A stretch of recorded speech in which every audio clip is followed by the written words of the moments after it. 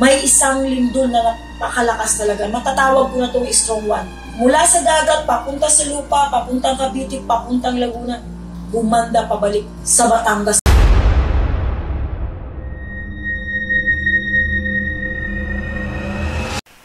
Hello po mga Kapi-TV, sa video na ito ay tatalakayin natin ang masasamang pangitain sa 3 probinsya na ito ayon sa mga visions ni Madam Ruthie Balbin.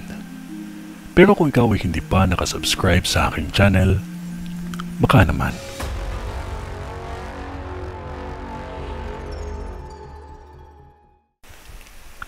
Nakikita ko sa vision ko na madaming landslide na mangyayari kahit walang lindol.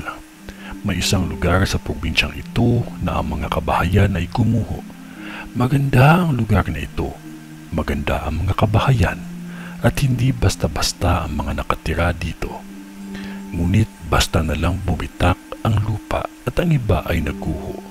Kahit matibay pa ang pagkakagawa nito, nagkaroon na kasi ng pagbabago sa ilalim ng lupa. May mga buhay akong nakikita na nasawi. Nakikita ko ang 2 malalakas na lindol na yayanig nito ay may hahalin tulad ang lakas sa Cebu.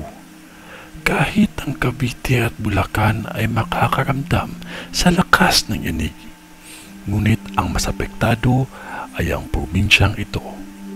May mga lugar dito na basta na lang nagkaroon ng sinkhole at hindi lamang 1 o 2 ang sinkhole na aking nakikita. May 2 lugar na kung saan halos panay bitak ng kalsada at may mga sinkhole din. May mga pagyanig na hindi gaano kalakasan, ngunit may 2 malalakas ito dahil sa mga pinsala na natamo ng ilang mga gusali o kabahayan.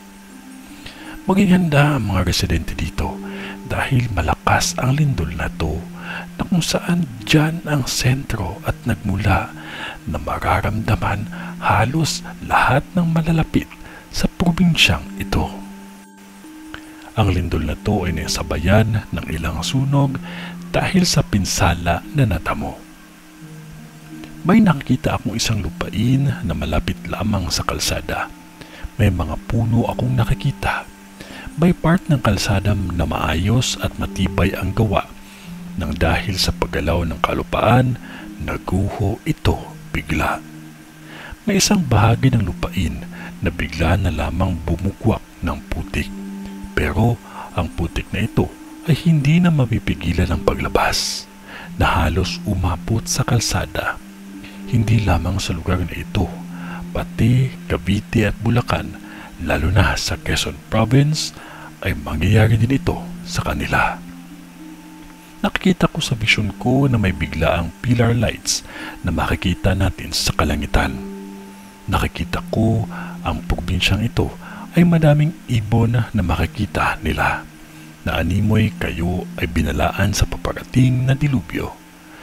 Lalo na ang ibong uwak na kung saan nagbigay ng ingay bilang babala.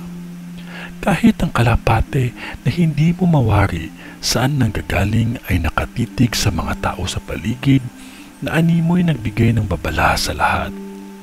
Mga residente dito, may mga pangyayari na hindi ninyo inaasahan, lalo na sa lugar ng San Pedro.